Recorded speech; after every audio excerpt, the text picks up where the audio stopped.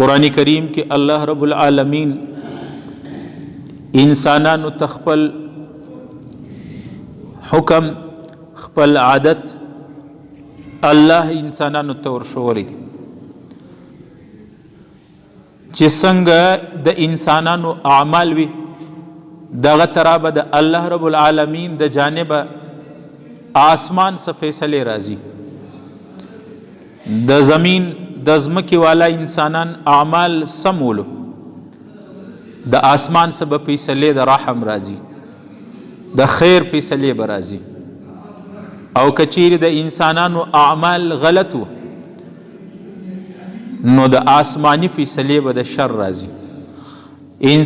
آسمانی فیصلې به بیا د انسانانو په نقصان او په تاوان کې راځي قرآن کریم کې الله تعالی فرمایي ظهر الفساد فی البر والبحر بما کسبت ایدی الناس په ځمکه او سمندر کې چې کم فساد راځي دا د انسانانو د اعمالو نتیجه ده کم عذاب چې راځي سیلاب راځي زلزلې راځي طوفانونه راځي نور عذابونه لوږې تندقات سالی او ګرانی او مهنګایی راځي بیماریانی او آفتونه چې راځي دا د انسانانو د اعمالو نتیجه ده قرآن کریم کې الله تعالی فرمایي ظهر الفساد فی البر والبحر بما کسبت ایدی الناس په زمین او آسمان کې په مځکه او په سمندر کې چې کمې خرابۍ راځي فساد راځي بما کسبت ایدی الناس دا د انسانانو د اعمالو نتیجه ده د انسانانو د اعمالو نتیجه ده چې څنګه اعمال دوی کوي الله به د اسمان څخه دا طرف فیصلې را نازلوي قرآن کریم کې الله تعالی فرمایي وذروا ظاهر الاثم وباطنه ظاهري ګناهونه هم پرېږدي انسانانو باطني او پټ ګناهونه هم پرېږدي ظاهري معصیت د الله مکوي نافرمانی مکوي په ظاهر هم د الله نافرمانی مکوي او په باطن باندې هم په پټه هم باندې د الله نافرمانی مکوي د خلکو په مخ کې هم په یوازې یو اکړ سي تنها سي هم د الله رب العالمین نافرمانی به نه کوي یو آیت کې الله تعالی فرمایي قرآن کریم کې ما اصابکم من مصیبت فبما کسبت ایدیکم کم مصیبت چې انسانانو لر اجتماعي عذاب او مصیبت راځي ما اصابکم من مصیبت فبما کسبت ایدیکم کم مصیبت چې راځي دا د انسانانو د اعمالو نتیجه ده نن چې په مسلمانانو باندې کم حال دی دا د مسلمانانو د بېدینۍ اثر دی نتیجه ده کفر د کم ځایه څه په مسلمان باندې مسلط دی کافر چې اشاره کوي مسلمان د فوج د قوت باوجود هغه ته سلوټ کوي هغو ته لاس په نامه ولاړ وي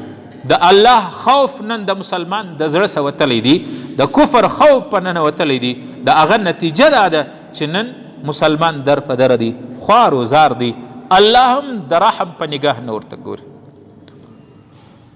په دې وجه عزیزانو ضرورت د دې شي دی چې د الله په حضور کې موږ نن دا خپل اعمال د 5 فوټه بدن چې الله را کړی دی د الله د حکم مطابق استعمال کو سترګې دا زما او ستا نه دي نه زما او ستا په اختیار دي زړه او دماغ دا زما او ستا نه دي نه زما او ستا په اختیار دي که سترګې زما او ستا په اختیار د انسان په اختیار و بیا به په دنیا کې ړانده چا دا غوښتل چې ځان ړوند کړي که دماغ او زړه د چا په خپل لاس وي چا دا زړه غوښتل چا ویل چې زه دې ځان لیونی کړم زړه دا د الله په گرفت کې دی که چیرې زما او ستا اختیار وی د چا به دا زړه غوښتل چې زه دې د زړه په ناجوړه سم چا به دا ویل چې زه دې د زړه اپریشن وکم معلومه دا ده چې دا زموږ بدن او جسم دا د الله امانت په دې وجه ځانو عرض گزارش دا دی نارینه زنانو ټول دا خپل زندگی امانت ده موږ خو دا خیال دی چې زه ځوان یم زما اختیار دی الله رب العالمین هغه ذات دی چې دا ټوله کائنات دا غرونه په یو لفظ کن فیکون یو منټ بعد بیا دا غرونه نه اوار سوي نو الله ستا ځواني نسی رنګولی